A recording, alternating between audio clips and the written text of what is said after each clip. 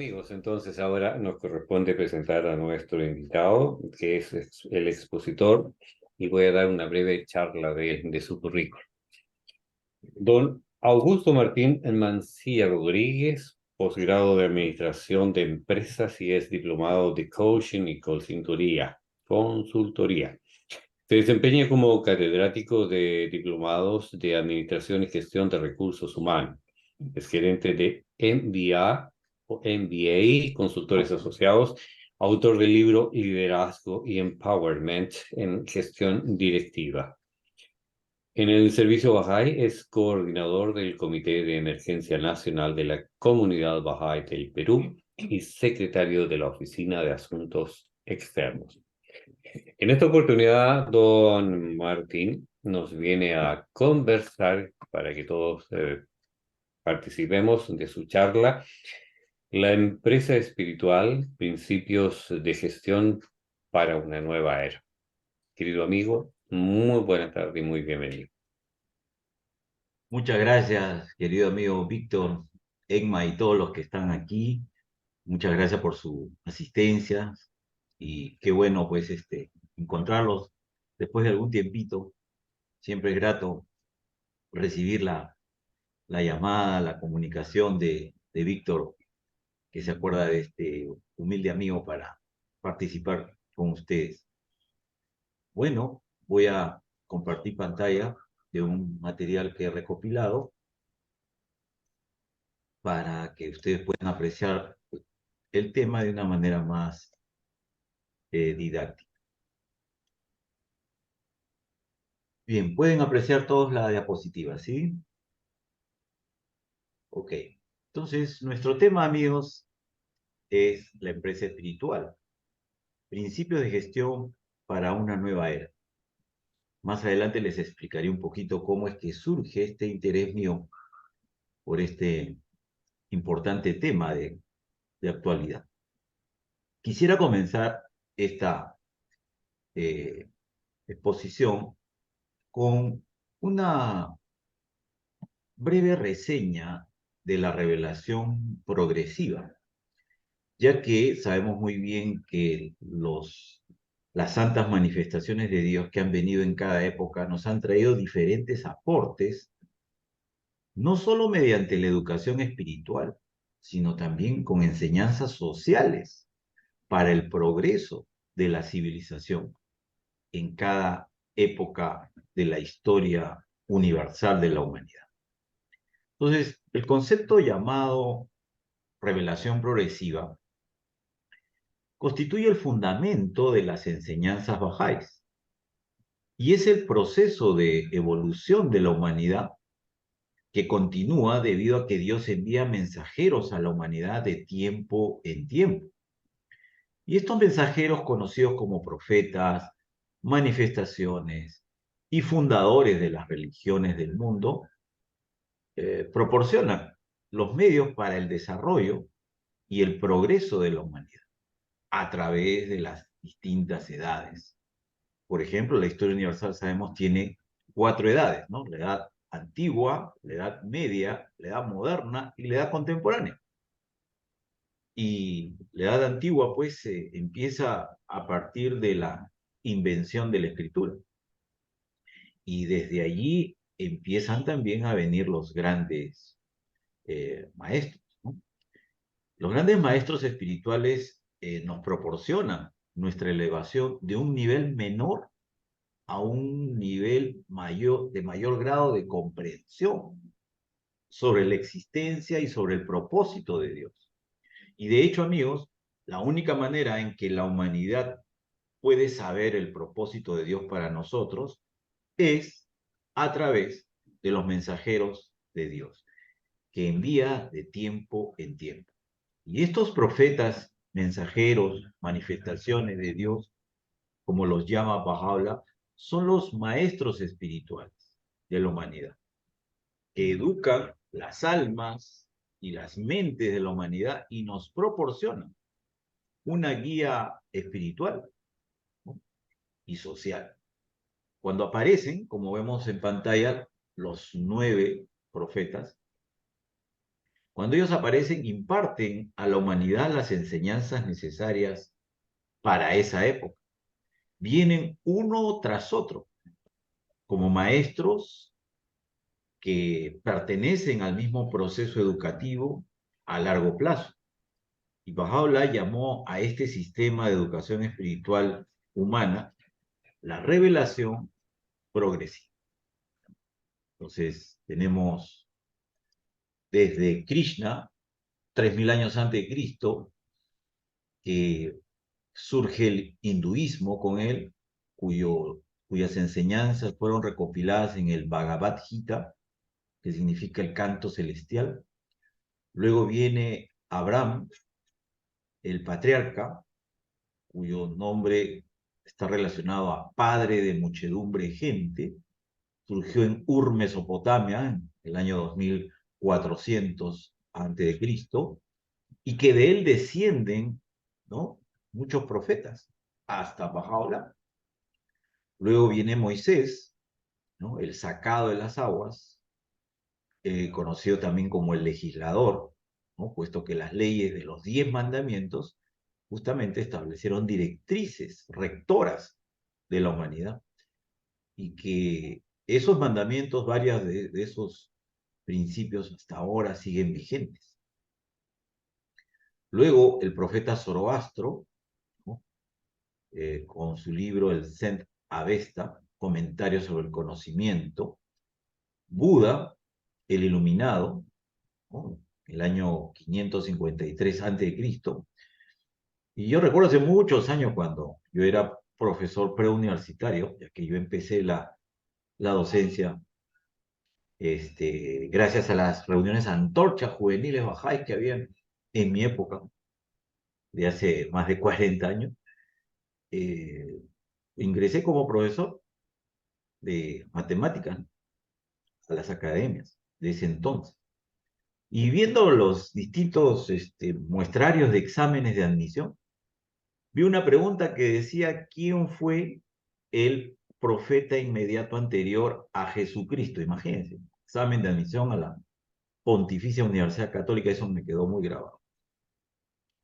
Y pues la mayoría había marcado Moisés, ¿no?, porque relacionan a los judíos inmediatamente como los que estuvieron en la época de Moisés. Pero en realidad, históricamente, el profeta inmediato anterior a Jesucristo fue Siddhartha Gautama Buda, ¿no?, y que hoy en día está muy vigente, señores, porque hay terapias hoy día de psicología budista.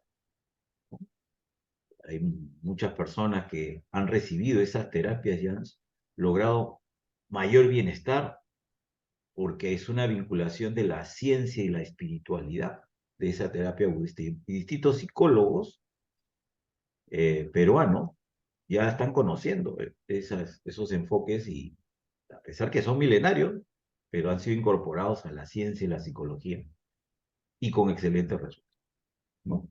Buda, con su libro Las tres canastas del conocimiento, Tripitakas.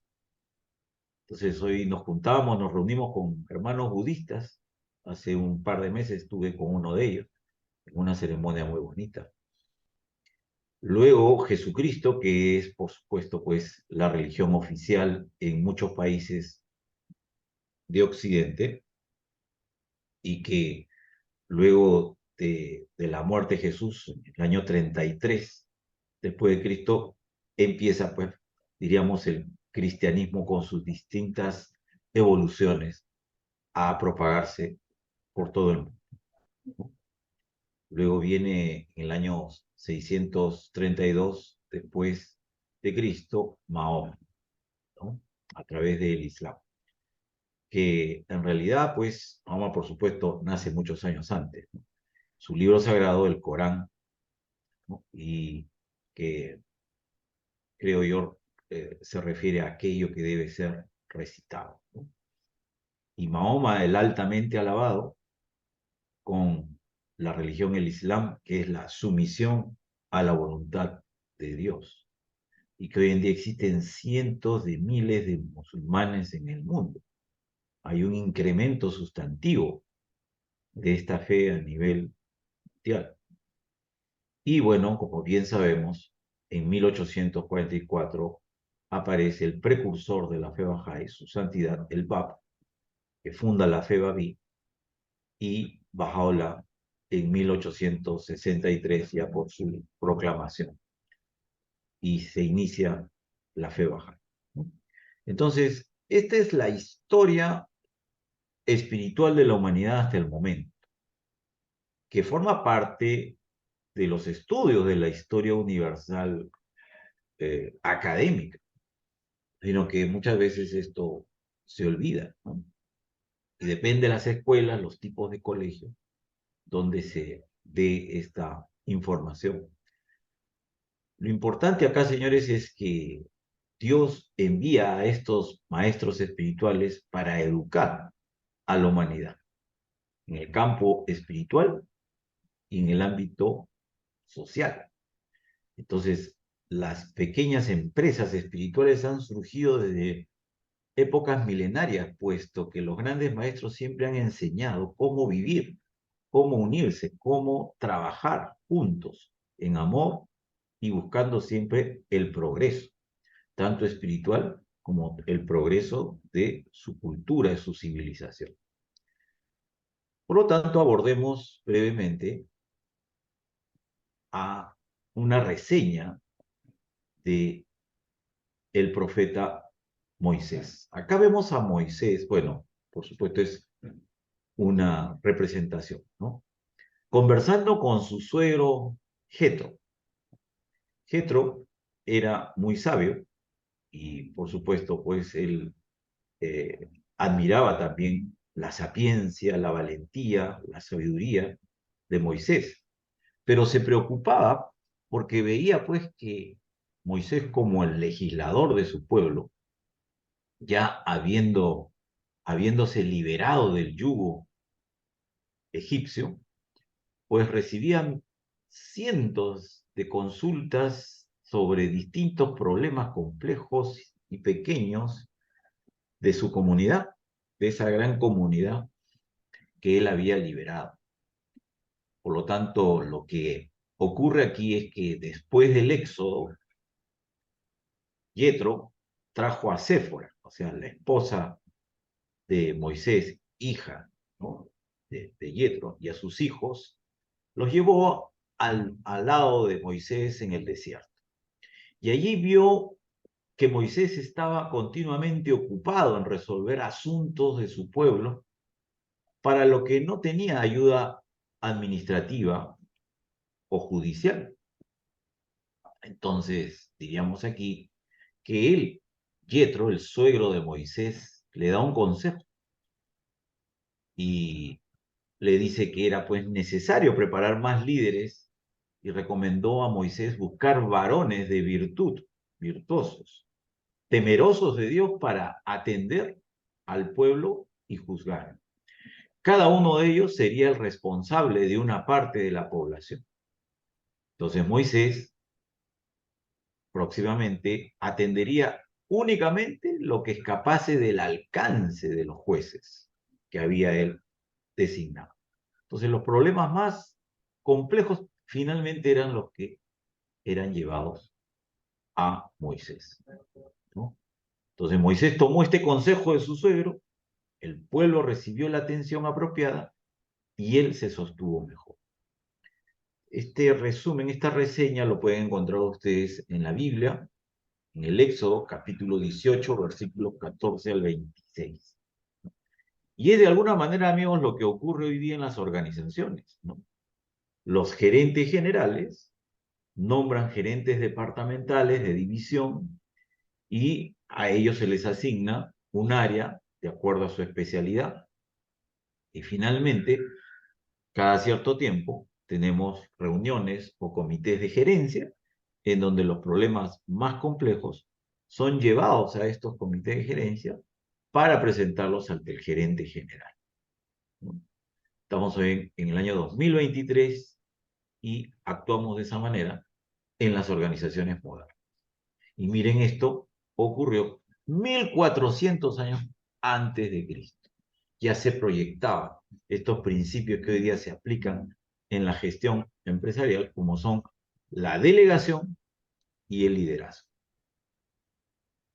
Bueno, pero a lo largo de la evolución de la revelación progresiva, pues han surgido también distintas formas de unidad social. La unidad de la familia, la unidad de los clanes, la unidad de las tribus, la unidad también de las ciudades-estado como Esparta y Atenas, que aparecen como símbolos importantes en la antigua Grecia, ¿no? Símbolos importantes de cultura en Atenas y de gran desarrollo militar en Esparta. Luego surge el concepto, enfoque de imperio, ¿no? Para finalmente abrir paso al concepto de nación, a partir de la dispensación de Mahoma, que empieza con ese enfoque social. Pues bueno, ahora el siguiente paso, como bien sabemos, en la evolución social de la humanidad y en esa evolución de sus tipos de unidad, es la unidad de la humanidad, en donde todas esas banderas que representan a distintas razas, culturas y territorios se van a unir en una sola mancomunidad mundial. Es una síntesis un poco de lo que es la organización social de la humanidad a lo largo de estos miles de años. Bien, entonces hagamos ahora una revisión, amigos, de los enfoques actuales de gestión. Y esto como antesala a lo que vamos a ver en lo que es la empresa espiritual moderna. Diríamos que hablar de elementos que caracterizan la sensibilidad social de las organizaciones ya ha comenzado desde hace un buen tiempo. En muchas organizaciones es pues obligatorio y es parte del direccionamiento estratégico elaborar, redactar, plantear y actualizar cada cierto tiempo la misión, la visión y los valores de esa organización. Entendemos la misión como el propósito, la razón de ser de una organización. ¿Qué brinda? ¿Qué satisface? ¿En qué condiciones? La visión es ese gran objetivo corporativo proyectado a largo plazo, donde la organización proyecta llegar a ser de acá a 5 o 10 años, lograr alcanzar un posicionamiento determinado, según la visión que ha sido propuesta por sus líderes. Pero ¿cuál va a ser el combustible? ¿Cuál va a ser la fuerza motriz que va a impulsar el logro de esa visión y el cumplimiento permanente de la misión? Son los valores que han sido seleccionados por las organizaciones modernas hoy en día. Pueden seleccionar a veces de 4 a 6 valores aproximadamente, que son los principios rectores del comportamiento organizacional de una entidad. Y estos valores, como bien sabemos, pues son cualidades, son virtudes que debe reflejar el trabajador y todos los directivos, desde el más humilde empleado hasta la alta dirección, en su comportamiento laboral dentro de la empresa. También podríamos mencionar la calidad total, ¿no? La calidad total empieza, pues, cuando termina la Segunda Guerra Mundial y Japón, una de las naciones muy afectadas, quedó en ruinas en el año 1945, como bien sabemos, por las bombas atómicas a Hiroshima y Nagasaki. Se rinde y Japón quedó devastada. Bueno, ahí se inició el famoso Plan Marshall, se inició el plan de reconstrucción del Japón a cargo de los Estados Unidos de Norteamérica, que enviaron pues al general Douglas MacArthur, quien estuvo en Japón más o menos unos 5 años, muy preocupado para poder ayudarlos a reconstruir su nación. Y en ese proceso de intercambio cultural científico, pues la Sociedad de Ingenieros y Científicos Japoneses invita a un destacado maestro, un destacado profesor de la Universidad de Columbia, el doctor Deming, Edward Deming, quien estaba dictando cátedra sobre su aporte de los sistemas estadísticos de calidad. Y pidieron que Deming viajara al Japón para que diera conferencias y capacitaciones a las empresas, a las industrias sobre todo. Más ese enfoque científico académico, unido con la disciplina, la mística del japonés en cuanto a respeto, dedicación, cero defectos y mucha disciplina en realidad, surge, se fusiona y surge el movimiento de la calidad total, que tiene tres aspectos. Busca la mejora continua para satisfacer al cliente, logrando que todo el personal participe de cómo contribuir a mejorar los productos y servicios, ¿no? Entonces, buscamos que la calidad, que es la ausencia de deficiencias, se refleje en toda la organización. Ahora, la calidad total, pues como digo, ya tiene más de 50 años, pero esto nunca va a pasar de moda. Recibirá otros nombres, se agregarán otros enfoques, pero lo bueno nunca va a pasar de moda para dar paso a la deficiencia, ¿no? Después se le llamó TQM, ¿no? Total Quality Management, y así una serie de enfoques más. Pero no olvidemos, señores, que la base de la calidad es la ética. Y la ética es una rama de la filosofía que estudia la moral, la conducta íntegra del ser humano. Entonces no se puede dar calidad total en las empresas, en las industrias, en las fábricas, si primero internamente el trabajador no está bien fidelizado, entrenado en lo que es mejora continua, en lo que es actuar con principios de ética que permitan brindar un buen producto, un buen servicio en las mejores condiciones de calidad para satisfacer las necesidades de sus clientes. Bueno, hace algunos años eh, pude, más o menos unos 20 años creo yo, conocer este libro muy interesante, Endocalidad, de mi colega, el ingeniero Ken O'Donnell, ¿no? Un ingeniero eh, australiano, es ingeniero químico, quien publicó que para dar calidad, primero hay que trabajar en fortalecer y desarrollar la calidad interior del ser humano. Por eso este libro nos habla de que la dimensión emocional y espiritual del ser humano en el ámbito de la empresa. Años después, gracias justamente a las actividades interreligiosas aquí en Lima, pude conocer en un evento al ingeniero Ken Ondonia y lo pude abrazar y me pude tomar foto con él, demostrarle mi admiración porque me abrió el camino académico en mis clases para poder aportar con su libro y abrir justamente un espacio de espiritualidad para las organizaciones. Él también está comprometido en actividades espirituales, es un representante importante regional de la organización espiritual Brahma Kumaris, ¿no? Entonces, vemos, miren estas muestras de cómo la espiritualidad empieza a tocarle la puerta a las organizaciones ya hace varias décadas atrás. Y no es solo esto, sino sigamos con el recorrido. Luego viene el enfoque de la responsabilidad social, en donde hay una preocupación de las empresas por proteger el medio ambiente, aplicar prácticas operacionales justas, desarrollar temas relacionados con los consumidores, involucrarse en el desarrollo, tener un buen gobierno corporativo, aplicar los derechos humanos, empezando por casa, y tener prácticas laborales que justamente contribuyan a mejorar la calidad de vida de sus trabajadores, ¿no? Entonces es un enfoque de espiritualidad en la organización, porque no solamente se preocupan por el tema comercial, tecnológico, sino también por sus trabajadores, por sus procesos, por no afectar el medio ambiente, pero también hay una preocupación de brindar algún tipo de ayuda a la comunidad en general. Hay un compromiso de responsabilidad social. Luego aparece el enfoque de ética en los negocios.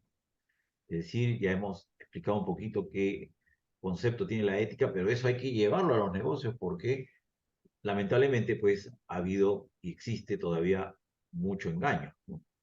Publicidad engañosa, productos deficientes, etcétera, etcétera, entre otras cosas. Y malversaciones, ya cuando las grandes corporaciones ingresan a una corriente de corrupción, como ya estamos muy bien enterados por los medios de comunicación hace mucho tiempo. Entonces, se está dando también aportes en ese sentido y por eso algunas empresas han empezado a unirse y elaborar el Código de Integridad y Ética Empresarial, llevando los principios espirituales, éticos, a la vida de la organización. De tal manera que todos actuemos, independientemente del nivel jerárquico, con la mayor transparencia y ética posible. Bueno, la compañía Coca-Cola, producto que todos conocemos, que es tan antiguo, también creó en el año 2011 el Instituto Coca-Cola de la Felicidad, teniendo una preocupación y un objetivo. Empleados felices brindarán mejores resultados. Entonces, este Instituto de la Felicidad Coca-Cola se preocupa por brindar una serie de ayudas, soportes al personal que trabaja en la organización, de tal manera que puedan ellos sentirse tranquilos y dedicar todo su mayor esfuerzo a su trabajo. Y como dice acá, la felicidad y la percepción de la salud. Bueno, también en el campo de la cultura organizacional ha ingresado la espiritualidad, ¿no? Dentro de las diferentes cátedras que yo enseño, dicto un curso que es diseño organizacional. Entonces, además de ver la arquitectura de las estructuras y tipologías organizacionales y gestión de procesos, pues me di con la grata sorpresa de que la universidad nos alcanza como parte del material de estudio de los alumnos un documento que se denomina Espiritualidad y Cultura Organizacional, en donde se busca llevar los principios espirituales a la gestión empresarial, pero influyendo notablemente la cultura organizacional. ¿Qué es la cultura organizacional? Es el conjunto de valores, normas, principios, costumbres que comparten los miembros dentro de una organización y que es muy influyente en una empresa. Y muchas veces se requiere modernizar, mejorar la cultura organizacional. Todas las empresas tienen una cultura organizacional. Puede ser sólida, fuerte, débil, incipiente, pero todas tienen. Y eso lo marcan los líderes.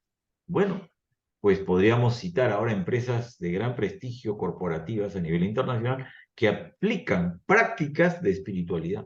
Tal es el caso de LinkedIn, tal es el caso de Google, de Apple, de Intel, que emplean prácticas, talleres sobre espiritualidad. Y yo mismo he recibido como trabajador en una de las entidades académicas que trabajo en épocas de pandemia, talleres virtuales de mindfulness, que es un tipo de meditación. Considerando, miren, acá les he transcrito tal cual la invitación que me llegó en ese tiempo.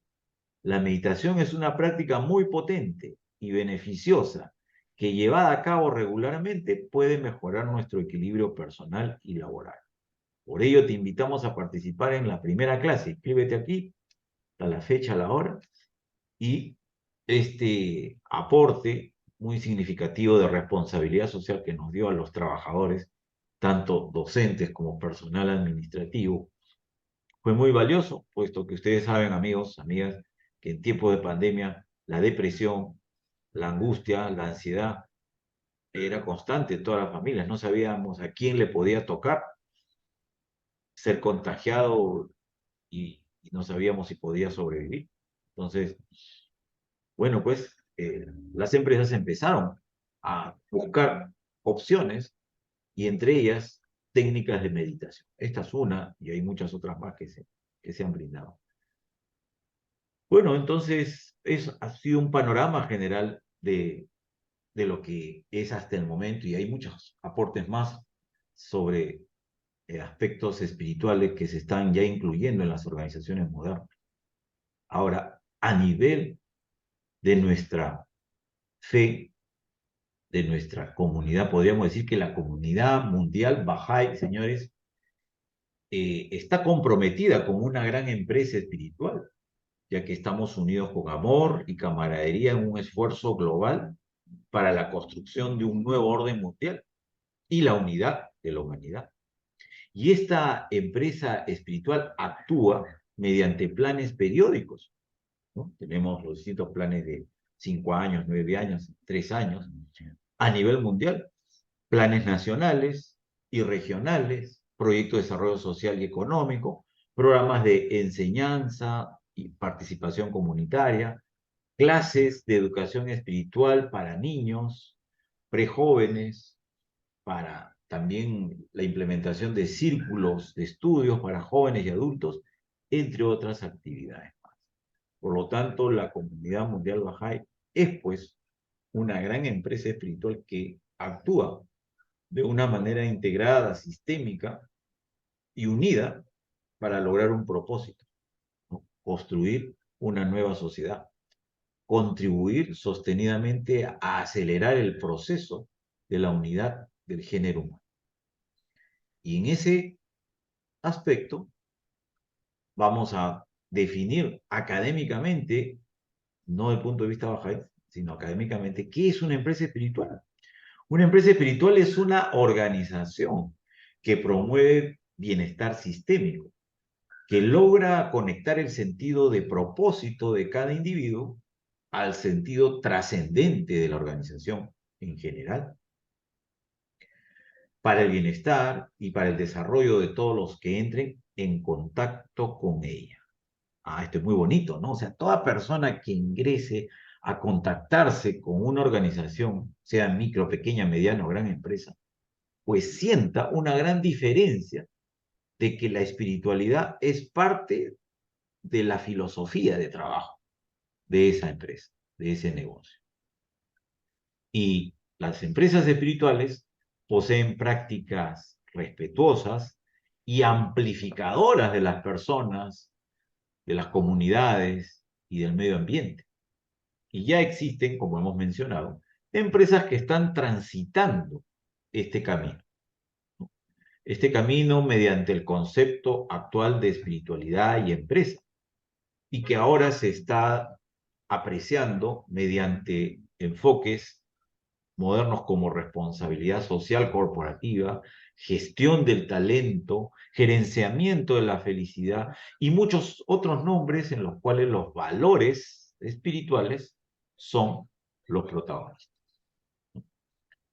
Bueno, ahora les presento el libro que ha sido fuente de motivación para preparar esta charla y es el libro La empresa espiritual. Hace varios años atrás, visitando nuestra sede nacional Bahá'í, entré un momento a la oficina de editorial y nuestro amigo, recordado amigo en Lima, Conrado Rodríguez, me dijo, Martín, Martín, mira, han llegado estos nuevos libros. Y me presentó este libro, y bueno, un poco por mi trabajo, dije, a ver, qué interesante. Entonces, por supuesto, pues, que dije, me llevo este libro para poder utilizarlo quizás como un manual de consultoría, ¿no? En mi trabajo. Entonces, La empresa espiritual, jóvenes, este libro, señores, es un interesante libro publicado por la editorial Bahá'í de España en el año 2016 y fue escrito por Lawrence Giller, un consultor de empresas, instructor, conferencista y escritor Bahá'í, quien hace varios años recibió la invitación de la Asamblea Espiritual Nacional de los Bahá'ís de los Estados Unidos para integrar un comité nacional que estudie la manera en que la comunidad Bahá'í podría dar un aporte a las necesidades e intereses de las personas que se dedican al mundo de los negocios. Posteriormente, esta iniciativa recibió también el aporte del Foro Bahá'í Europeo de los Negocios. Qué interesante. Entonces, ya este es un tema de estudio a nivel internacional por las comunidades Bahá'í y que gracias a este libro me enteré que existe pues este Foro Bahá'í Europeo de los Negocios, un comité nacional que estudia temas de negocios en base a los escritos bahá'ís. Bueno, definamos de acuerdo a la bibliografía que he citado, que es la empresa espiritual. La empresa espiritual, nos dice el libro, es una organización orientada por principios espirituales que contribuye al desarrollo de las cualidades espirituales de sus integrantes. Su clima laboral se distingue por la ausencia de discordancia, con lo que se conserva pues la energía de sus miembros. Por lo tanto, una empresa espiritual es energetizadora y contribuye al desarrollo de las capacidades de sus integrantes. En una empresa espiritual existe armonía entre el yo moral o espiritual y las normas de la organización. Entonces, miren qué interesante, analicemos párrafo por párrafo, ¿no? En el primer párrafo, amigos, podemos destacar que una empresa espiritual está dirigida, se basa en principios espirituales, que por supuesto se distinguen por las cualidades espirituales de sus integrantes. Y para lograr eso, tiene que haber un entrenamiento, una capacitación, ¿no? Pero esta capacitación no va a ser científica, porque sabemos que el conocimiento se divide en dos campos: conocimiento científico y conocimiento espiritual. Segundo párrafo, el clima laboral, el ambiente de trabajo, que también se le conoce como clima emocional. ¿Por qué se destaca en una empresa espiritual? Porque no hay conflictos, no hay discordancia, ¿no? Es decir, todos actúan de buena fe, con buen ánimo, con un espíritu genuino de amistad. Entonces, hay ausencia de discordancia y es energetizadora, porque cuando eh, vivimos y trabajamos en un ambiente armonioso, entonces nuestras energías solamente se van a volcar a la productividad en las mejores condiciones de calidad. Pero en una empresa o en una familia que hubieran mucha discordancia, conflictos, enfrentamiento, entonces se pierde de una manera vana las energías que tenemos. Porque cuando se ingresa a una discusión, hay un acaloramiento natural, ¿no? Donde se echan mutuamente la culpa, el jefe con el empleado al otro empleado, y así están con las tensiones buscando culpables. Entonces ese malgasto de energía innecesario en las organizaciones no existe, desaparece. Tercer párrafo. En una empresa espiritual existe armonía, equilibrio entre el yo moral o espiritual y las normas de la organización. O sea, somos consecuentes. Es decir, llevamos nuestra espiritualidad también para el cumplimiento de las normas de la organización, ¿no? Y ese ego ruidoso que pueden tener algunos líderes inflados por la posición que les ha dado la gerencia, pues se diluye. Se diluye porque la espiritualidad ha iluminado su manera de ser y se convierte en un líder moral, en un líder transformador de sí mismo y de sus equipos de trabajo. Bueno, entonces ahora abordemos los principios de gestión para una nueva era. Y para ello vamos a apreciar esta matriz, ¿ya? Esta matriz está compuesta por principios espirituales en la columna vertical y por funciones y prácticas de gestión en la línea horizontal. Por lo tanto, amigos, diríamos que la puesta en práctica de los principios bajáis puede considerarse como una matriz que tiene los principios en un eje y las prácticas de gestión en el otro. Entre los principios están honradez, servicio, justicia, consulta, unidad, abolición de los extremos, ciudadanía mundial, educación universal.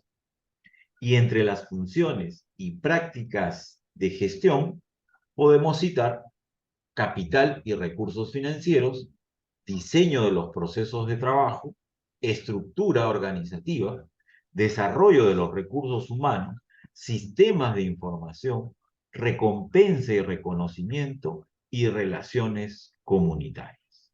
Entonces, ¿cuál es el desafío, amigos? ¿Cuál es nuestra tarea? Nuestra tarea, pues, es conseguir que en cada práctica de gestión se pongan en práctica los principios. Y vamos a abordar algunos de estos principios a continuación. Entonces, ¿qué nos dicen las enseñanzas divinas Las enseñanzas divinas van a guiar nuestra conducta en las organizaciones y en nuestras vidas mismas, por supuesto. Entonces, tenemos honestidad y confiabilidad. La bendita belleza, Bajaola escribió: embelleced vuestras lenguas, oh pueblo, con la veracidad, y adornad vuestras almas con el ornamento de la honradez. Cuidado, oh pueblo, no sea que tratéis traicioneramente a alguien. Sed los fiduciarios de Dios entre sus criaturas y los emblemas de su generosidad en medio de su pueblo. Bueno, la honestidad y la confiabilidad, amigos, no son solamente la base de la virtud, sino también de la actividad económica. En el entorno empresarial y de los negocios, la honestidad y la confiabilidad representan una gran prueba para esta cualidad de la, en donde cada vez son más importantes las relaciones a largo plazo entre proveedores y clientes, que se basan en la confianza mutua.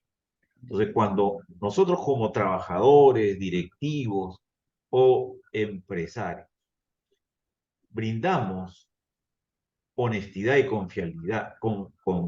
confiabilidad en nuestros actos a nuestros clientes, vamos a lograr fidelizar, vamos a lograr que ese cliente siempre nos prefiera a nosotros.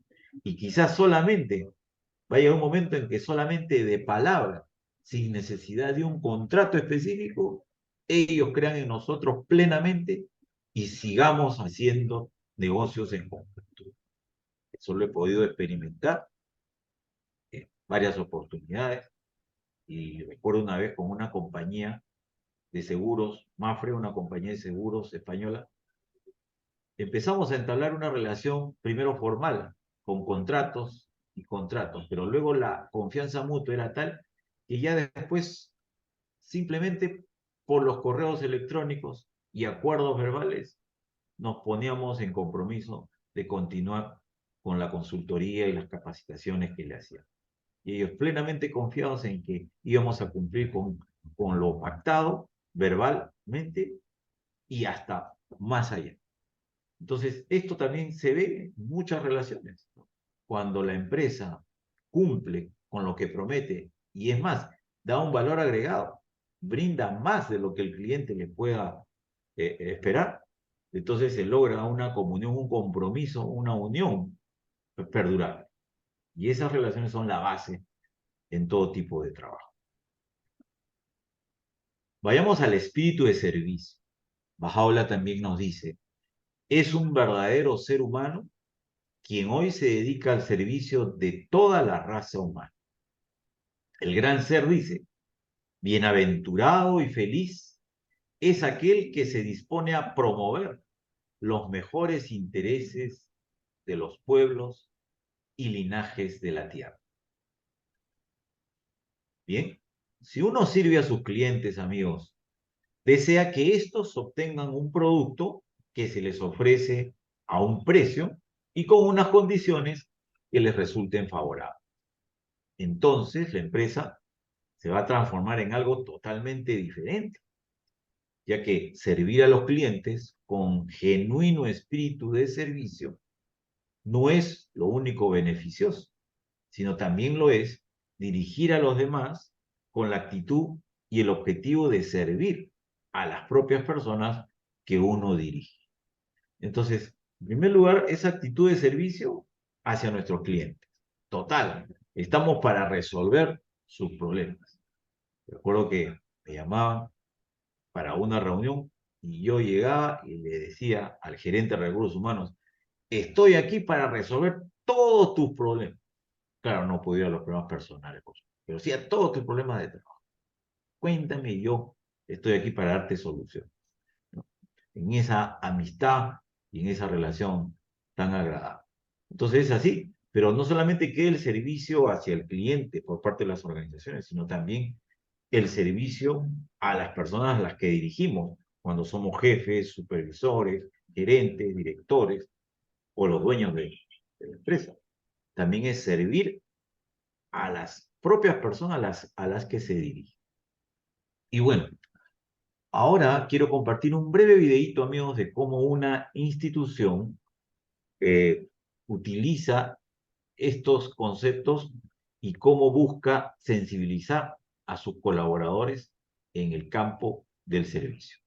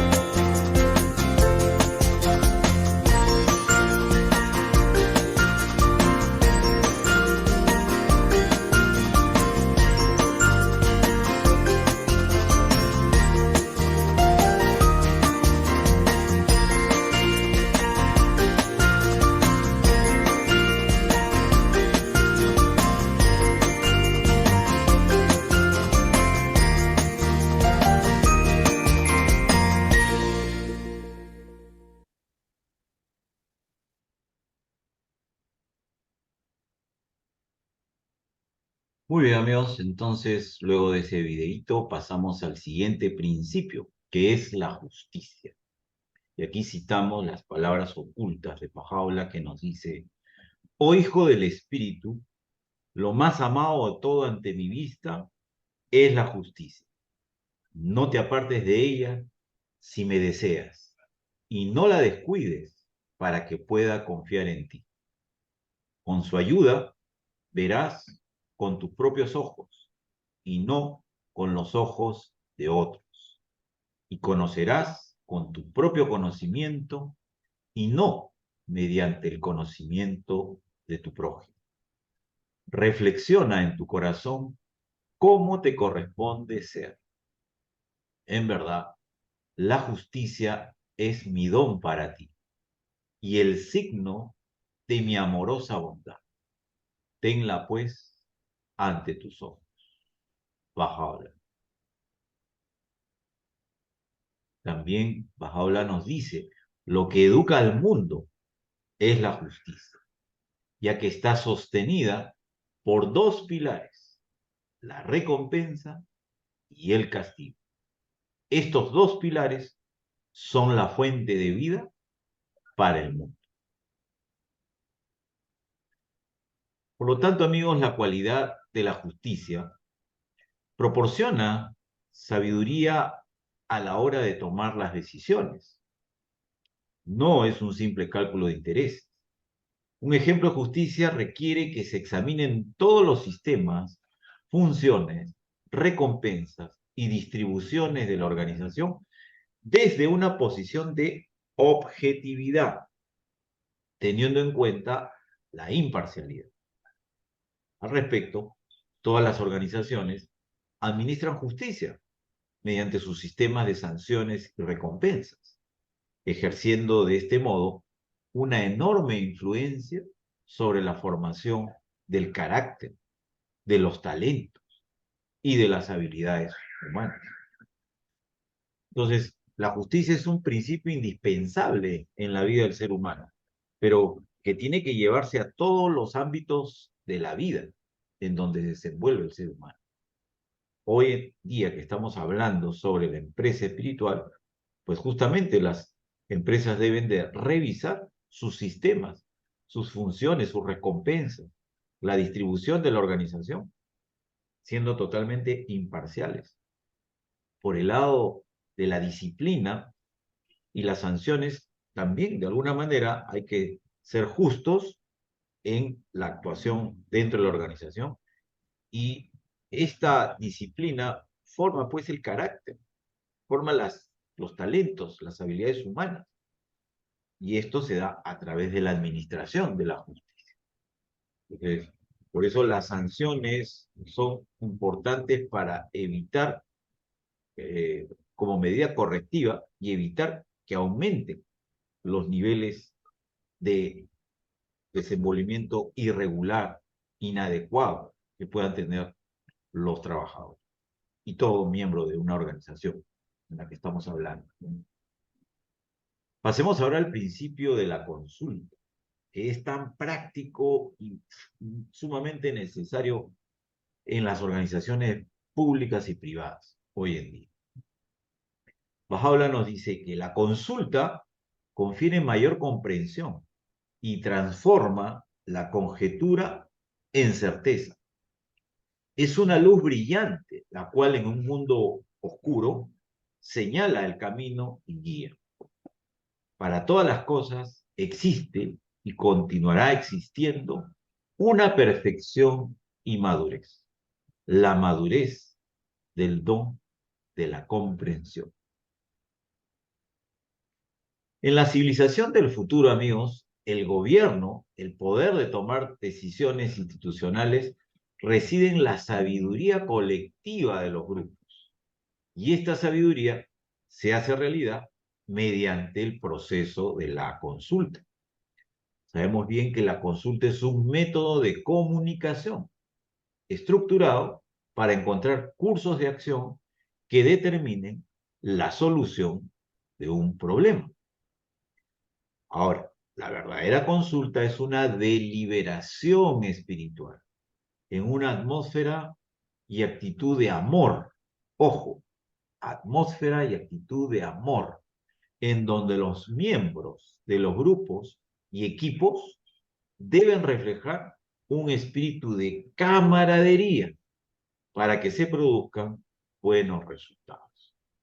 Durante el proceso consultivo de toma de decisiones, se logra la unidad de pensamiento, de conocimiento y de acción en búsqueda de la sabiduría colectiva.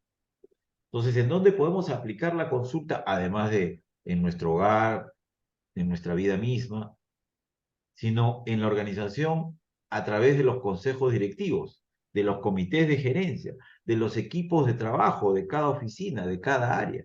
Allí debemos de aplicar este principio de la consulta. Por supuesto, profundizando bien este tema para realizar incluso hasta dinámicas que puedan contribuir a mejorar la toma de decisiones en equipo. En ese aspecto, los bajáis tenemos mucho que contribuir y cuando hemos servido en alguna asamblea, comité, departamento, en una asamblea local, en una asamblea nacional, pues hemos aprendido a tomar decisiones en equipo. En realidad, para mi vida profesional y mi trabajo me ha servido como una escuela el haber servido durante 9 años en la Asamblea Espiritual Nacional de los Bajáis del Perú, puesto que esa forma de trabajo tan sistemática, formal, estructurada, seria, democrática, con una dinámica realmente muy participativa, debería ser digna de ser aplicada en todos los más altos directorios de las compañías del Perú y del mundo. Entonces tenemos ahí que aportar mucho, profundizar mucho este tema y luego llevarlo a las organizaciones de hoy. Pasemos ahora al principio de la unidad, ¿no? El eje central de las enseñanzas bajáis. Es decir, tan poderosa es la luz de la unidad que puede iluminar el mundo entero. Baja ahora. Para ello, amigos, tenemos que hablar de la unidad del yo, ¿no? La unidad del yo es fundamental que tengamos un fortalecimiento de ella, porque esa unidad del yo implica la unidad de nuestra dimensión intelectual, material, espiritual y emocional, ¿no? Entonces, estas dimensiones de la unidad del yo tienen que estar en perfecto desarrollo, puesto que si una persona solo se dedica al trabajo, al trabajo, al trabajo y descuida sus otras dimensiones, va a estar en total desequilibrio. Es como el intelectual que solamente está ensimismado en su investigación científica, pero no hace vida social, no interactúa con los demás. Entonces esa dimensión está descuidada. Necesitamos equilibrar y desarrollar una perfecta armonía de la unidad del yo, para que así podamos contribuir con la unidad de la familia. Porque si estamos en equilibrio con nosotros mismos, vamos a poder contribuir notablemente a el equilibrio de los demás, ¿no? De los demás equipos. Luego viene la unidad del equipo. Unión de la familia, unidad del equipo. El equipo de trabajo son estos compañeros con los que trabajamos juntos en la misma área, en la misma oficina. Es como una prolongación de la familia, pero en el ámbito laboral. Si estamos en unidad de equilibrio de nuestro yo con nuestras cuatro dimensiones, vamos a poder contribuir para fortalecer la unidad del equipo. Y estos equipos, a su vez, van a contribuir con la unidad de la organización. Iremos hacia la unidad de la comunidad, hacia la unidad de la sociedad en sus ámbitos diversos. Y la meta suprema es lograr la construcción de la unidad de la humanidad.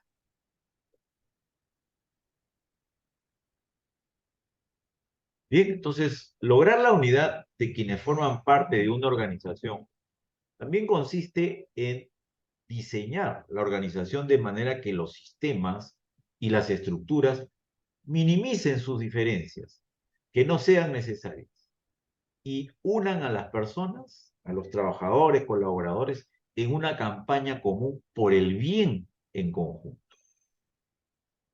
Ahora, este principio de la moderación va a ayudar también mucho en todo este proceso.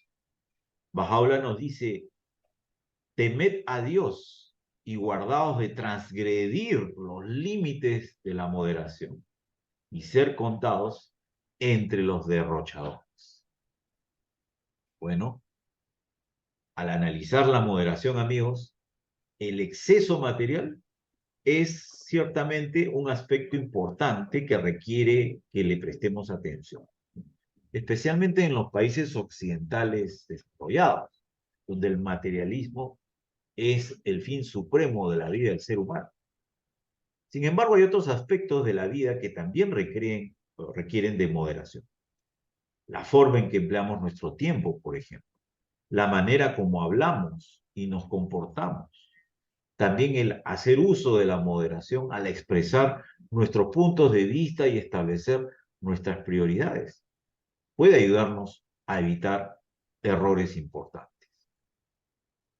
Y aquí deseo citar un cuadro comparativo de los salarios de ejecutivos y salarios de trabajadores de más bajo nivel, que se hizo un estudio hace ya varios años atrás y que figura en la publicación del libro La empresa espiritual. Por ejemplo, señores, tenemos que el salario de los ejecutivos versus el salario de los trabajadores en el Japón es 11 veces mayor. En Alemania, el salario de los ejecutivos es 12 veces mayor. En Francia, 15 veces mayor. En Canadá, 20 veces mayor. En Gran Bretaña, 22 veces mayor. En México, 47 veces mayor. Y en los Estados Unidos, el salario de los ejecutivos comparado con el salario de los trabajadores de más bajo nivel es 500 veces mayor. Por lo tanto, esto es consecuencia de un sistema totalmente deficiente de gobernanza empresarial a nivel del Consejo de Administración, ya que vemos claramente aquí extremos de riqueza y extremos, digamos, pues, de deficiencia salarial. Por lo tanto, ahora citemos el principio de la educación universal, que va a permitir mejorar las condiciones, por supuesto, de las personas. Y aquí diríamos, ¿no?, que debemos considerar al hombre, ¿no?, como una, eh, eh, digamos, mina rica en gemas de valor inestimable. Y solamente la educación puede hacerle revelar sus tesoros y permitir a la humanidad beneficiarse de ellos.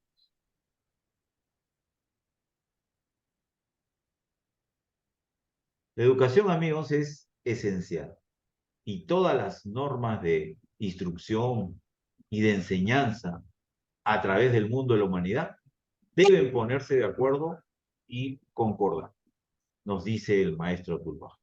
Debería establecerse un plan universal de estudios y la base de la ética debería ser la misma.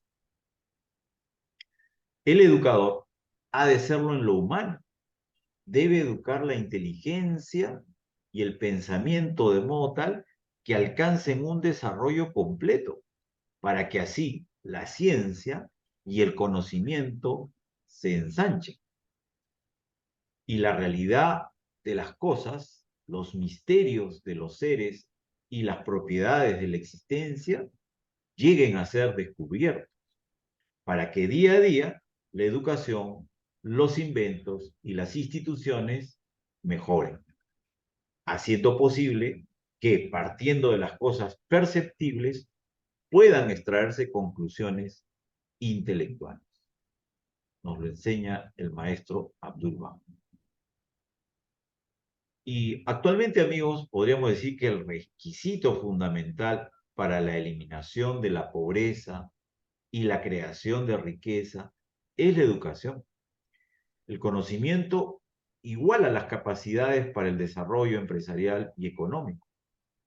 Y así pues, cualquier cosa que las organizaciones empresariales puedan hacer por fomentar la educación entre sus miembros y la calidad de la educación en la sociedad en la que viven, representa un importante aporte al desarrollo de la sociedad. Y esto felizmente está en incremento. En los diplomados de especialización profesional que enseño, muchas veces tengo alumnos que han sido enviados por sus empresas, supervisores, gerentes, técnicos, en fin, son enviados por las empresas quienes le pagan el diplomado al trabajador para que se especialice. Y eso es muy loable.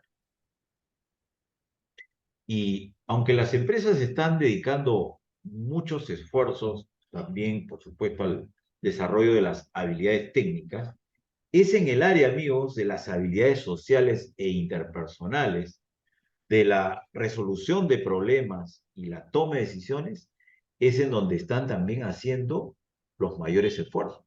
Por eso ahora se han incrementado los programas de capacitación en habilidades blandas, en lo que es la interacción humana, inteligencia emocional, trabajo en equipo, resolución de conflictos, comunicación efectiva, por ejemplo. En los ambientes de trabajo modernos, también las habilidades para la toma de decisiones en equipo son una gran ventaja. Las empresas de ámbito mundial, ¿no?, con presencia en muchos países, buscan directivos que posean las cualidades que permitan que los equipos de trabajo alcancen la unidad y logren el consenso. Y bueno, ahora pasemos al principio de ciudadanía mundial. La ciudadanía mundial comienza cuando se acepta la unidad de la humanidad y la interrelación entre las naciones de nuestro hogar. La ciudadanía mundial abarca los principios de justicia social y económica, tanto dentro como fuera de las naciones, y presupone la adopción no conflictiva de decisiones en todos los niveles de la sociedad. conlleva la igualdad de los sexos y la armonía entre las etnias, razas, naciones y confesiones religiosas, y requiere cierta voluntad de sacrificio por el bien común. Esto ha sido extraído de un documento publicado por la Comunidad Internacional Bahá'í. Citemos también que la ciudadanía mundial es un estado mental, ¿ya? Y en años venideros los líderes empresariales van a ser aquellos que hayan integrado en sus esquemas mentales el pensamiento de ciudadanía mundial. Hoy en día ya vemos que todo el mundo se está conectando con todo el mundo. Y el lugar en el que nos encontramos no tiene mayor importancia. Y este es el contexto en el que ya se mueven muchas organizaciones y seguirá incrementándose. Y esto se ha acelerado, ¿no?, con la pandemia. Como dicen a veces, no hay mal que por bien no venga. Siempre toda situación, buena o mala, genera algún tipo de aprendizaje. Y es por ello que durante la pandemia se ha acelerado el proceso de transformación digital en todas las organizaciones, sociedades y grupos humanos a nivel mundial. Por tanto, la capacidad para aumentar las relaciones comerciales, científicas, culturales y sociales en un contexto interconectado a nivel mundial es ya el desafío del presente y del futuro. Y gracias a la ciencia y la tecnología, amigos, es que en estos momentos podemos estar reunidos en las comunidades de los lugares donde estamos, ¿no? Grata sorpresa ha sido para mí enterarme, pues, que tenemos un nuevo pionero en Costa Rica, ¿no?, con nuestro querido amigo que está por allá ahora. Pero sin embargo, no deja de conectarse con nuestras reuniones de los lunes. Muy bien, por otro lado, hace algunos años, amigos, el ex secretario general de la ONU, de la Organización de las Naciones Unidas, Kofi Annan, dijo: tenemos que asegurarnos de que el mercado global incorpore una serie de valores y prácticas ampliamente aceptados, que reflejen necesidades sociales sentidas a nivel mundial. Y también hay que garantizar que todos los pueblos del mundo se beneficien de la globalización. Y el amado guardián Shoghi Effendi vaticinó y escribió lo siguiente: una comunidad mundial en la cual todas las barreras económicas sean derribadas de forma permanente y se reconozca definitivamente la interdependencia entre el capital y el trabajo. Una comunidad mundial en la cual el furor de un nacionalismo caprichoso y militante se haya transmutado en una perdurable conciencia de ciudadanía mundial. Así es como se presenta en líneas muy generales el orden previsto por Bahá'u'lláh. Orden que llegará a ser considerado el más hermoso fruto de una era en lenta maduración. Finalmente, amigos, podríamos decir que la promesa de la fe Bahá'í es el establecimiento de un nuevo orden de vida para la humanidad, en el cual los principios espirituales impregnarán todos los aspectos de la vida y revitalizarán todas las instituciones, desde la familia hasta aquellas que se encargan de la gobernanza mundial, en donde poco a poco veremos las instituciones comerciales, así como las organizaciones gubernamentales y educativas, se irán guiando por nuevos principios y métodos que estarán en sintonía con el espíritu que animará a esa nueva civilización en donde se reflejará la unidad de la humanidad. Les agradezco mucho por su amable atención, amigos, y quedo a su disposición para alguna pregunta o comentario.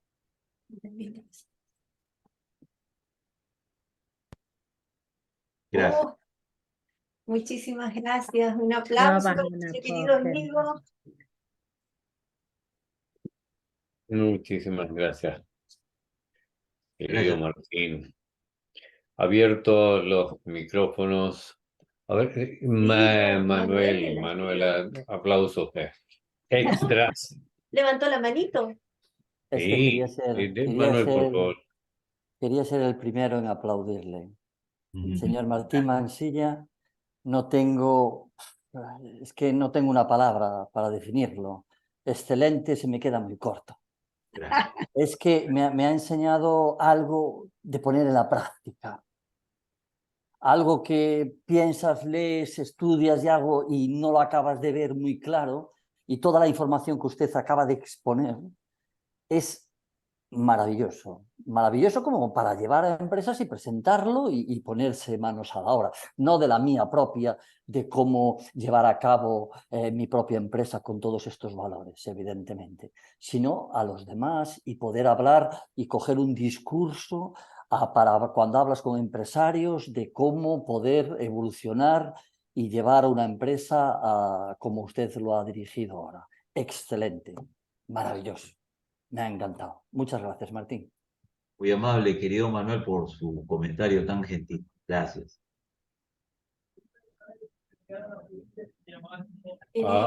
Moniré, por favor.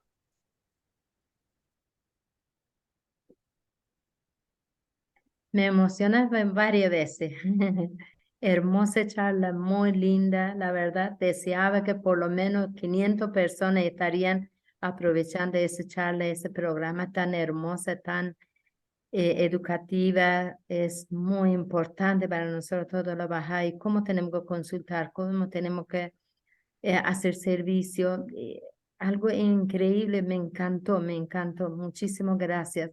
Estamos viendo el libro 10 que habla sobre la consulta, el servicio, todo eso. La verdad me encantó muchísimo, gracias. Yo bajo la paz.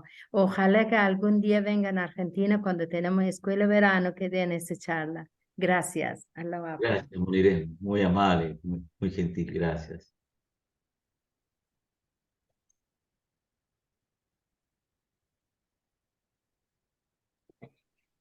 Bueno, sigamos, mi estimado. Carlitos, levantaste la mano. Ahí está. Es que tengo mi reloj. Es realmente un gozo en vez de escuchar a cualquier amigo de nuestra amada fe con una exposición tan clara y, y realmente de un tremendo valor de enseñanza. Cómo nuestra amada fe tiene estos lindas enseñanzas que nosotros no la hemos sabido aún dimensionar como Bahá'í. Y cuando uno escucha a cualquier amigo de cualquier parte del mundo y toma temas tan buenos y los extrae y los saca a lucir y los saca a complementar con la contingencia mundial y lo enlaza, los une y encuentra que hay una tremenda armonía entre los textos, la enseñanza Bahá'í con lo que está sucediendo hoy día en el mundo. Y a mí me hizo hacer mucho porque un par de días atrás, cuando uno investiga algo, John Fendi habla de la nueva estructura social. Y uno se pregunta cómo complementar, que es cierto que todos sabemos los principios, los 12 principios que está ahí, pero cómo se va a manejar todo esto, cómo se va a desplegar todo este conocimiento en la sociedad. Y lo que usted acaba de hacer en su profesión o en su oficio, en donde se mueve, ¿cómo uno logró usted ver la espiritualidad donde se puede aplicar en cualquier ámbito de la vida? Es saber tener esa chispa o ese conocimiento o solicitarles ayuda a Bahá'u'lláh que ilumine a cada amigo que investiga cada tema, porque cada tema en cierto sentido es infinito.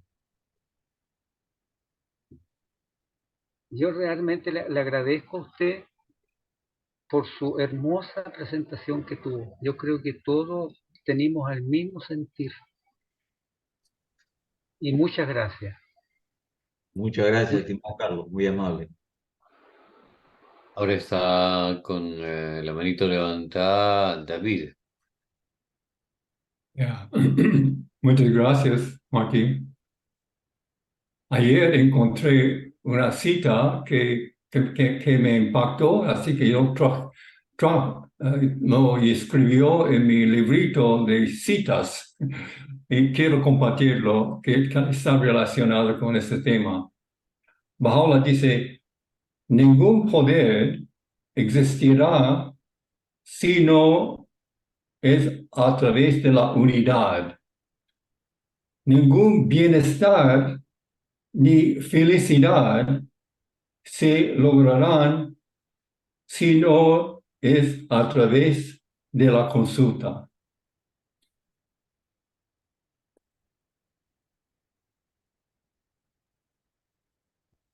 Muy bien, David, gracias. Muy sabias las enseñanzas que tenemos y son las guías más modernas, coherentes y sabias para la toma de decisiones en todo nivel, desde la familia hasta la alta dirección de las compañías más poderosas del mundo. Entonces tenemos que profundizar mucho en la consulta y llevarla a la práctica, empezando por nuestra pareja, ¿no? Nuestra familia. Ahí es el centro de consulta. Desde que formamos una familia ya no somos los únicos que tomamos decisiones. Eso ya fue del pasado, antiguo y, diríamos, prehistórico. Hoy en día la consulta es entre las personas en común, las que habitan, las que convergen, las que trabajan juntas, las que tienen todo proyecto, porque la suma de esfuerzos de mentes distintas va a generar un efecto multiplicador. Por eso es un sabio, un antiguo dicho decía, 2 cabezas piensan mejor que uno. Y es muy cierto.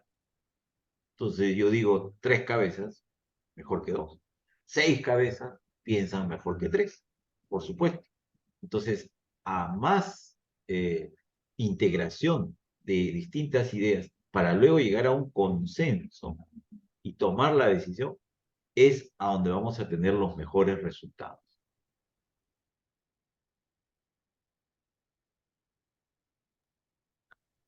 Bueno, continuamos, queridos amigos, con más aporte, más duda. A ver, no duda.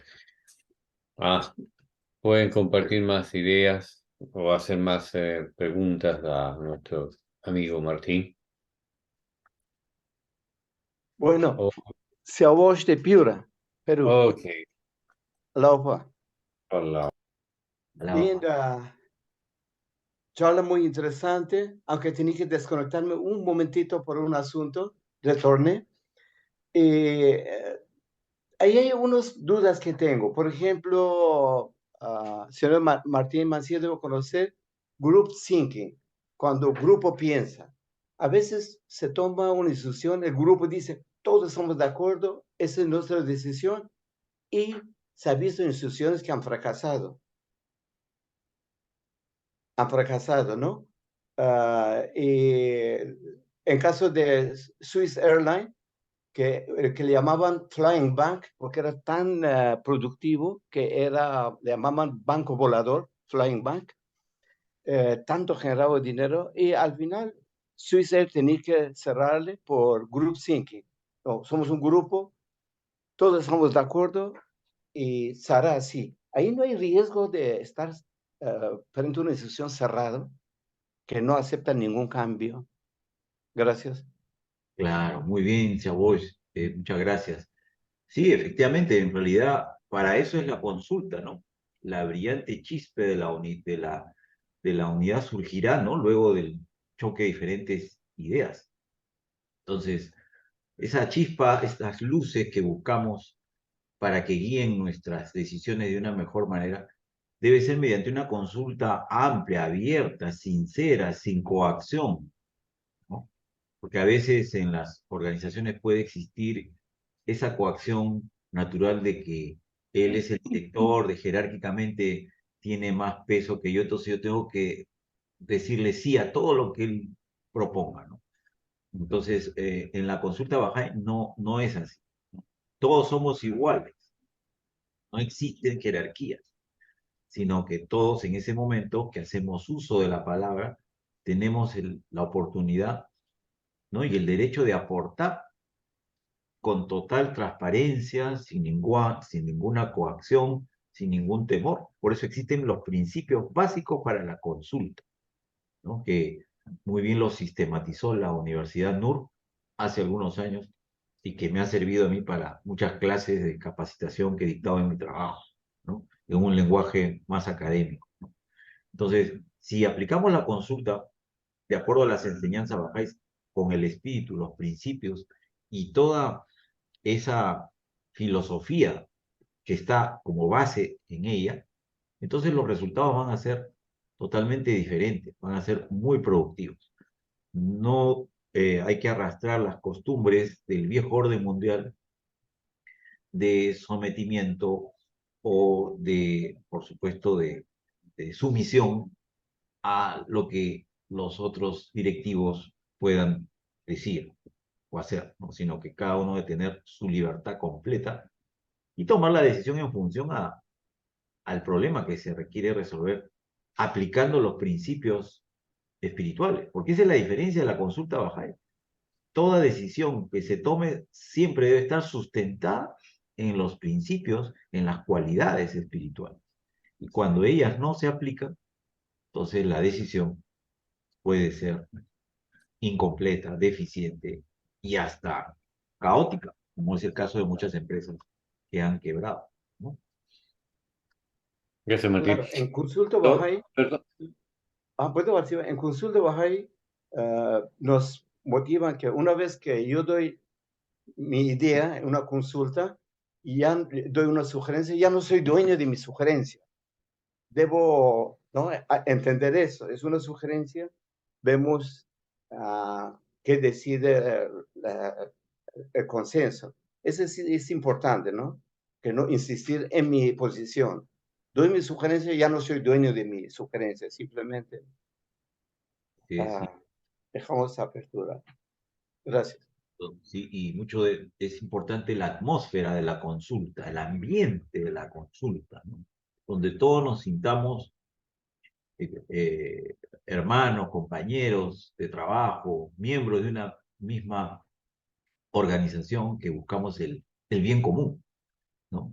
Tanto hacia adentro como hacia afuera, ¿no?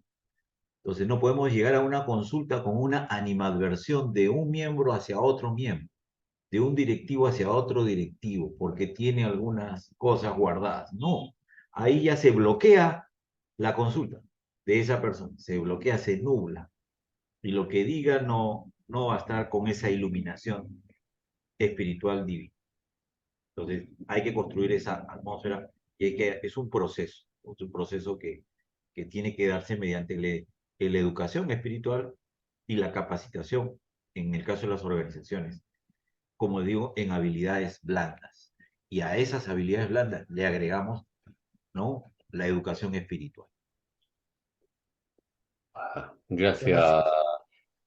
En este mismo orden, por favor, wch-regional.group, David y Walter. Por favor, WCH. Gracias. Hace poco terminamos nuestro estudio de RUGI, que está basado en la consulta. Y una de las cosas que me quedó muy claro es que la consulta no es votar, no es llegar al consenso. La consulta es aumentar la conciencia para que de ahí podamos encontrar la verdad, lo que se llama el sol de la realidad. Porque la realidad es espiritual. Nos confundimos con este mundo material, pensamos que esto es real, pero no, somos seres espirituales y lo que es real es lo espiritual. Pero para poderlo ver, para poder entender esa realidad espiritual, debemos aumentar la conciencia. Y la consulta es como se aumenta la conciencia. Es como se convierte la conjetura en certeza. Ahora, cuando no llegamos a tener unidad, cuando no estamos todos de acuerdo y tenemos que decidir, Abdul Bajaste, por lo menos voten. Aunque sea, tengan mayoría, y aténganse a la mayoría, por lo menos sigan a la mayoría, aunque usted no esté de acuerdo, con amor y con decisión, siga a la mayoría. Al menos lograrán algo. ¿Por qué no estamos unidos?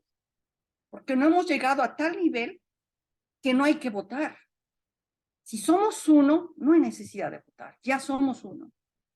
Pero votamos porque no hemos logrado la unidad.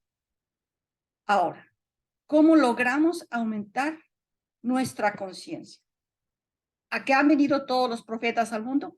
Al desarrollo de la conciencia humana. Esa es su misión. Si llegamos a tener la unidad de la humanidad, quiere decir que nuestra conciencia es global y es una conciencia planetaria. Nuestra conciencia de familia es muy loable. Qué bueno, hay que amar a nuestros parientes, pero hay que trascenderlo y amar a nuestro país. Y hay que trascenderlo y hay que amar al planeta y hay que trascenderlo. Hay que amar a la humanidad entera. Pero eso no se logra sino a través de la elevación de la conciencia.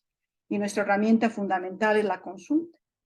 Y la manera que yo veo de poder llegar a ese punto es, primero, pedir la asistencia divina. No podemos llegar a ningún lado sin la asistencia divina. No hay manera de consultar en nada si no tenemos el concurso en lo alto ahí presente para ayudarnos, porque somos seres mortales, no podemos llegar a ningún lado sin asistencia divina. Y del decir que nosotros podemos hacerlo es un error. No, solos no podemos. De otra manera, sería un desperdicio el que vengan los maestros divinos a decirnos por dónde ir.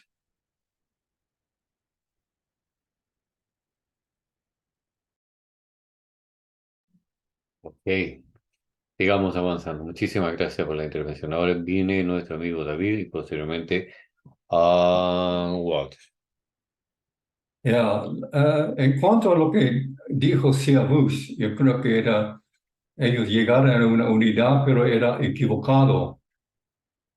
Eso me hizo pensar en lo que dijo Shoghi Effendi, de que es mejor estar unido y equivocado en vez de tener razón y estar dividido. Porque si nosotros lo hacemos en unidad, Baha'u'lláh nos prometió que va a corregirlo. Si está equivocado, en tiempo Dios va a corregirlo. Pero si tenemos razón y estamos divididos, dijo que este va a ser la causa de muchos males. Así que todo en la fe Bahá'í es, por supuesto, la unidad. Lo primordial de todo es unidad.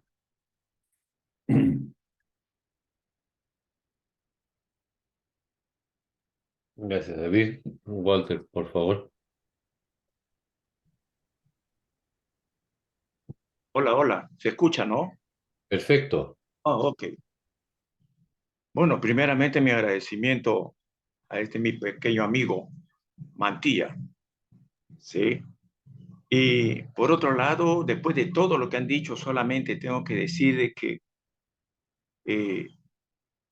los amigos, incluyéndome yo, y los jóvenes, tenemos que de alguna manera redefinir y entender qué cosa es la espiritualidad. Siempre escucho que dice, la enfermedad de este mundo es la falta de espiritualidad.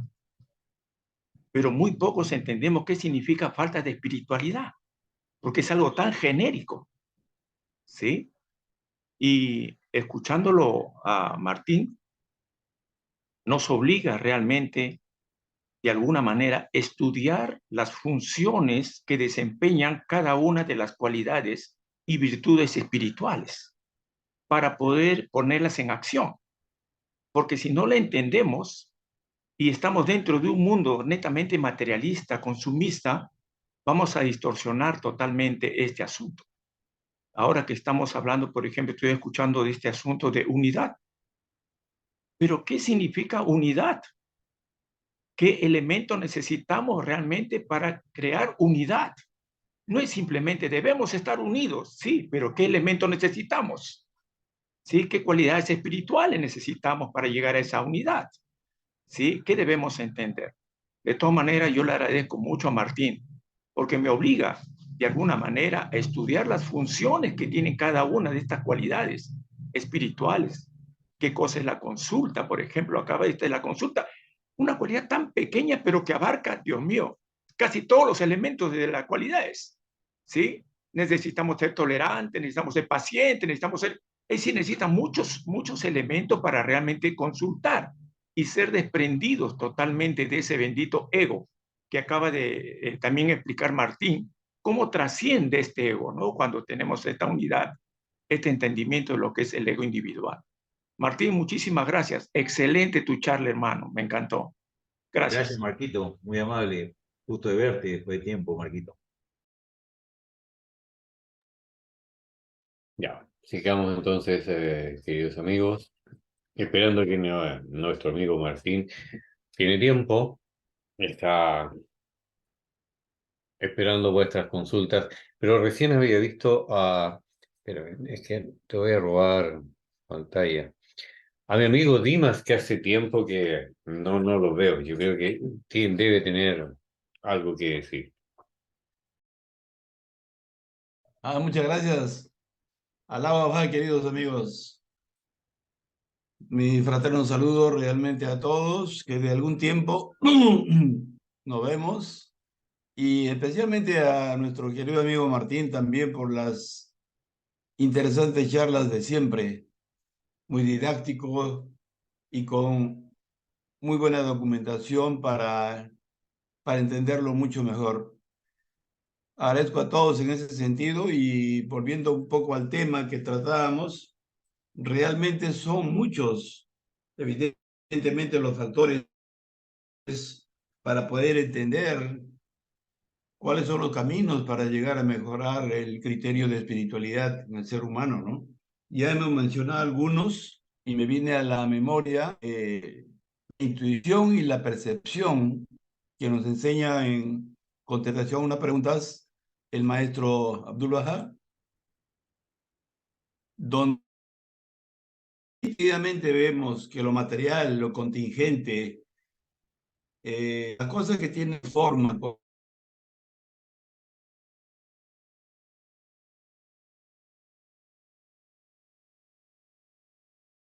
el mundo espiritual está más allá de nuestros alcances, que no son superados aún, elevados, mejorados, como lo dijo ya alguien.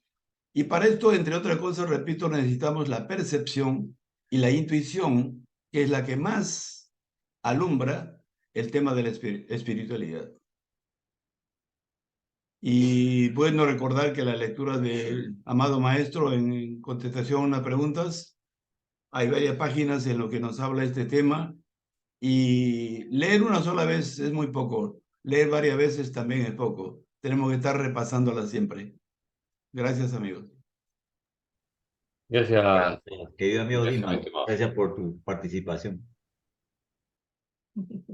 Yo también siempre recurro cuando hay espacios más o menos largos, y recurro a Miriam Sayas, pero yo creo que a lo mejor debe estar ocupadita.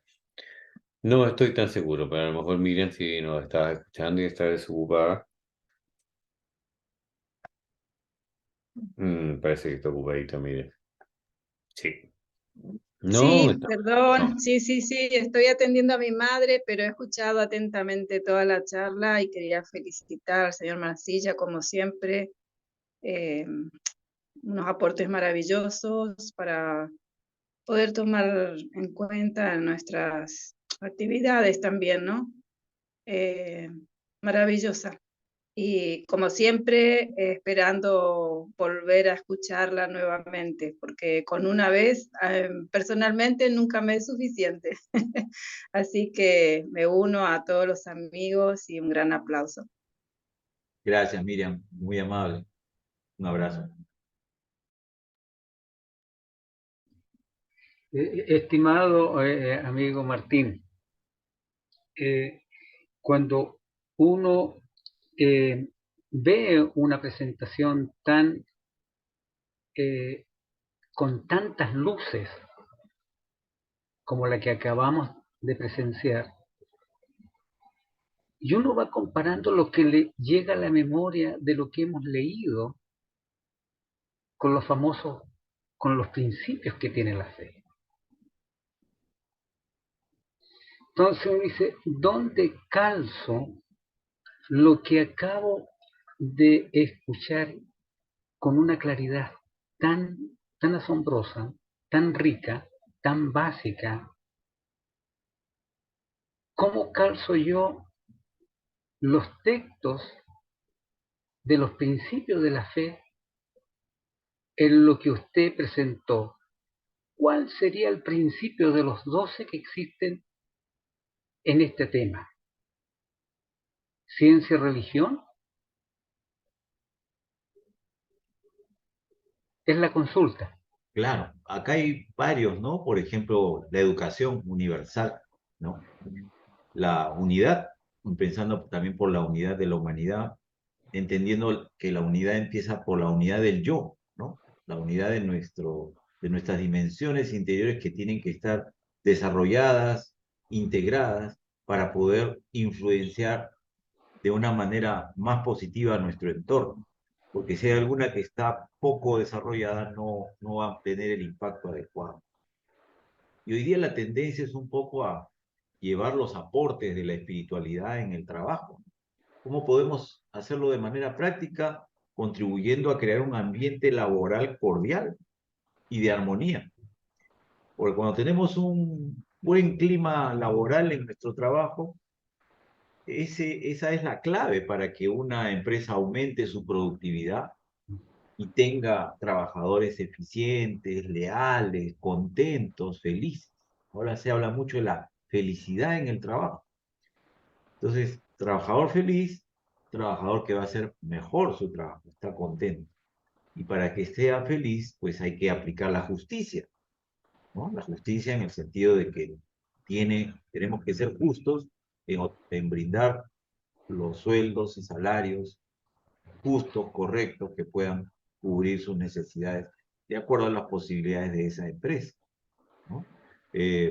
Mejorar también las relaciones humanas, ¿no? Porque un ambiente donde las relaciones de empatía son más sólidas, entonces hay también más cohesión del equipo.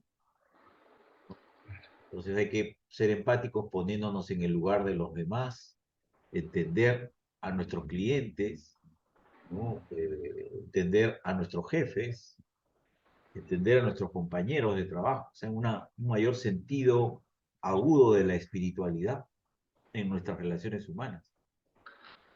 Por lo tanto, la empresa espiritual será, diríamos, exitosa en la medida que los principios espirituales inunden, todos los principios espirituales inunden, irradien luz e influencia constante en los actos de la empresa, tanto a nivel de recursos humanos, finanzas, producción, de todas las áreas tienen que influenciarse esos principios rectores, ¿no? Entonces, también los clientes, ¿no? También los clientes tenemos un compromiso. En realidad los negocios la vida de los negocios es una prueba para todos de poder aplicar nuestros principios espirituales, tanto como dueños del negocio o trabajadores del negocio, como también como clientes que van a un negocio a comprar. Entonces, nos dieron un vuelto en exceso y no se dio cuenta el empleado. Entonces, nosotros aplicamos ahí nuestros principios espirituales y devolvemos el excedente que no nos corresponde. Recuerdo una enseñanza del BAP, era que cuando él compraba algo y le vendían a un precio muy, muy barato, que no era lo justo, él pagaba un poco más porque consideraba que era el precio justo que debía tener lo que él compraba. Entonces, la vida laboral y de compra y venta es una constante prueba y escenario para aplicar los principios espirituales.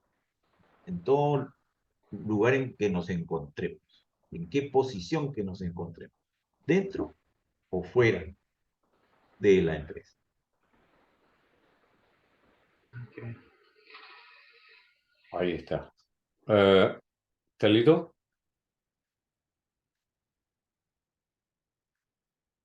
No, Ah, ya pregunté, ya, gracias. no, lo que pasa es que dije Carlito porque te escuché hablar y te veo aquí en la pantalla. Amigos, ¿alguien más quiere participar? Yo creo que sí.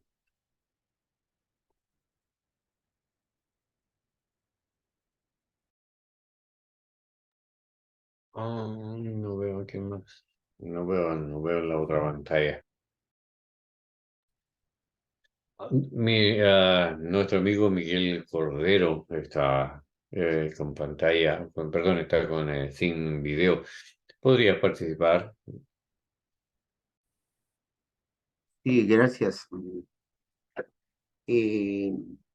Bueno, profundamente agradecido por esta hermosa exposición, cuyo tema, la empresa espiritual, principio de gestión para una nueva era, pues ha sido excelente de parte de Martín Mancía, del ingeniero Martín Mancía.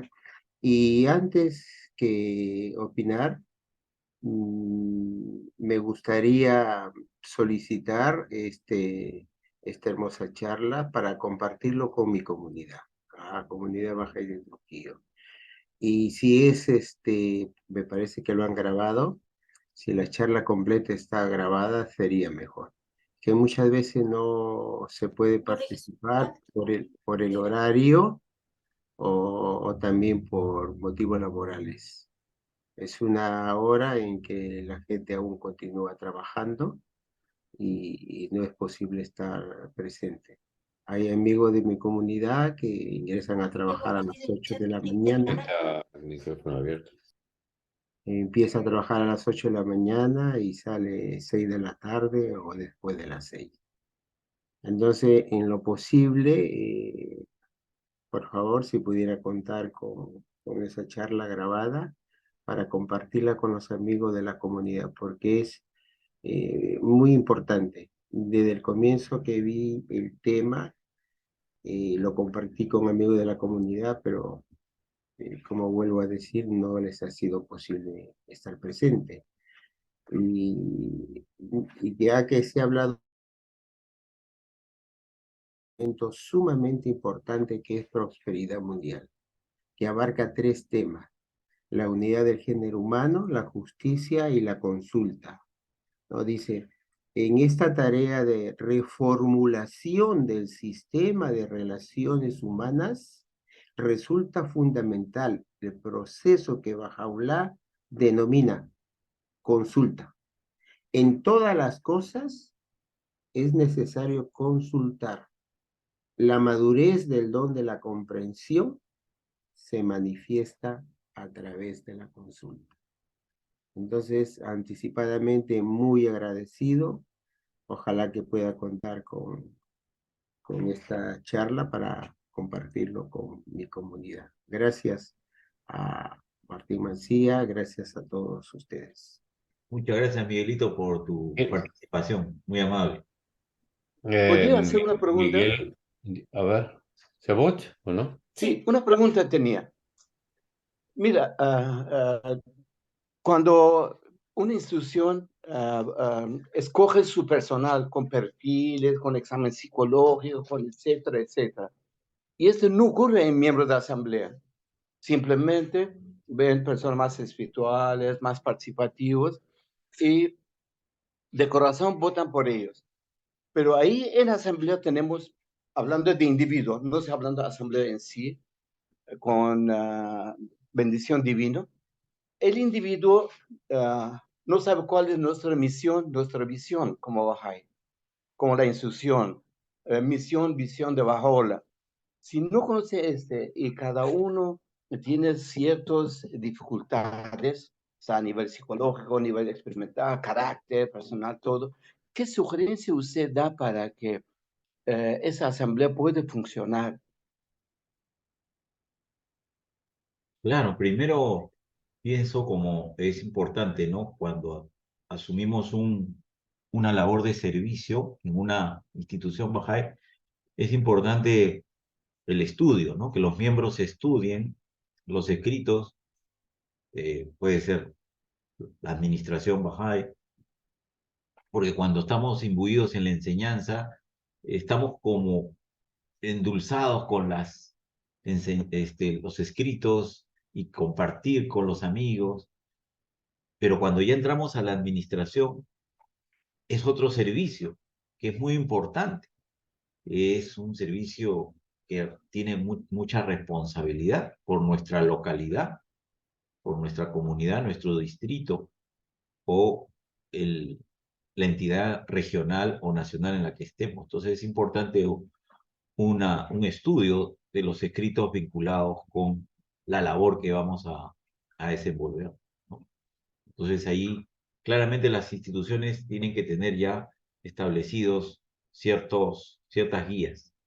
Por eso existen Bahá'ís con mayor antigüedad que otros en las distintas instituciones y son los que van a guiar a los nuevos Bahá'ís para que puedan integrarse, adaptarse, conocer y involucrarse mejor con el servicio que están brindando, ¿no?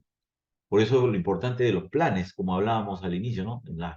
La fe Bahá'í a nivel mundial es una empresa global espiritual, en donde la Casa Universal de Justicia, el órgano supremo de la Administración Mundial Bahá'í, cada cierto tiempo emite planes de 5 años, 9 años, 3 años, en fin, que son las directrices para un periodo de tiempo. Y en función a eso, las asambleas nacionales elaboran sus propios planes anuales de trabajo, de servicio.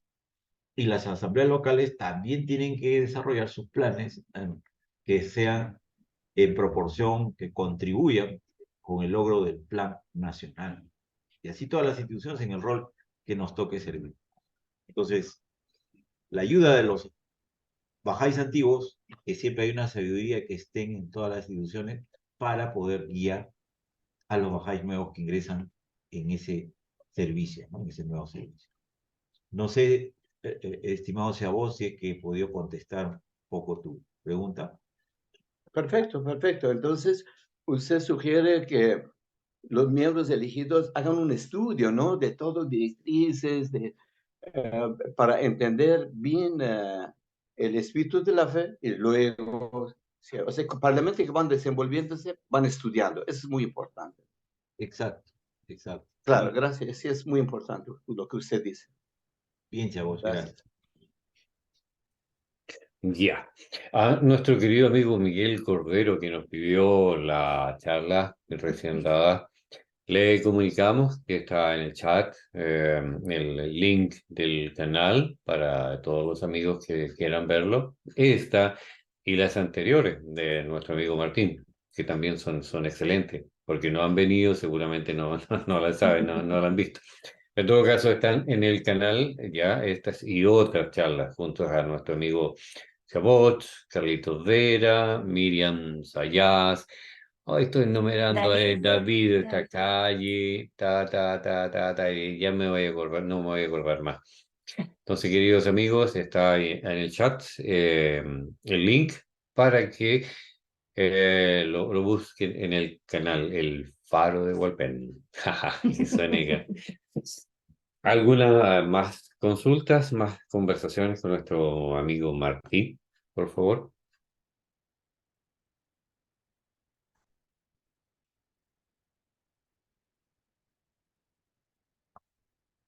Parece que fue contundente Sí, yo creo que la todos nos charla quedamos porque pensando. no hay preguntas. Pero yo sé que sí. Juanita Pichardo, porfa.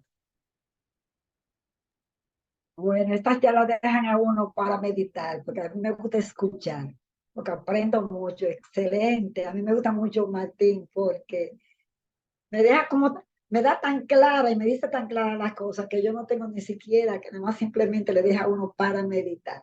Pero es muy importante la consulta para mí, no solamente comenzando por uno mismo y por la familia y por las empresas. Se cometen menos injusticias, se hay más armonía en toda la familia, en todas las empresas, más justicia. Si se hace con el espíritu que vas hablando, dejado espiritual. A mí me fascina la consulta, es una de las cosas que más me siento orgullosa de la fe, cuando yo puedo consultar con esa tranquilidad y esa paz y esa armonía y esa espiritualidad y con espíritu de justicia y de amor. Es muy importante. Además, toda su consulta me fascina. Yo no solamente la oigo aquí, sino vuelvo la vuelvo a oír tranquilamente, y no una vez, hasta 2 y 3 veces las charlas que dan aquí. Hasta cuando me voy a acostar, cuando me levanto, cuando tengo tiempo libre, se lo mando a todos mis nietos y a todos mis hijos. Tú ves, es muy importante, porque tengo muchas familias que trabajan en empresas y hay empresas en la familia, entonces yo les mando eso para que aprendan que hay un mundo más justo y más para toda la humanidad, porque esa es una de las cosas que más me preocupa a mí, la justicia. Porque eso fue mi labor cuando yo era soltera, yo era sindicalista y aprendí mucho, pero con espiritualidad, no una sindicalista de huelga y de cosas que hacíamos, pero con justicia. Gracias, muy excelente todo. Y le agradezco mucho a Víctor y a Emma por todas estas charlas. Y a todos ustedes que dicen tantas cosas con tanto amor, que yo aprendo tanto de todos ustedes. Pero yo prefiero muchas veces callarme y oír. Bueno. Muchas gracias, querida Juanita, muy amable. A ver, de WWCH a Administración Bahá'í. ¿Ese link es de un sitio Bahá'í o no? Es el documento PDF de todos, es una compilación sobre la administración Bahá'í y lo pueden encontrar tanto en inglés como en español.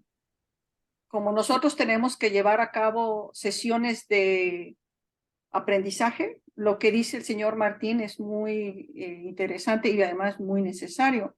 ¿Cómo podemos funcionar como asamblea si no tenemos una formación? Nosotros tenemos sesiones de aprendizaje para funcionar como asamblea cada 2 meses. Nuestro cuerpo consultivo regional estructura los capítulos, las sesiones y nos enfocamos en algún aspecto durante esa sesión.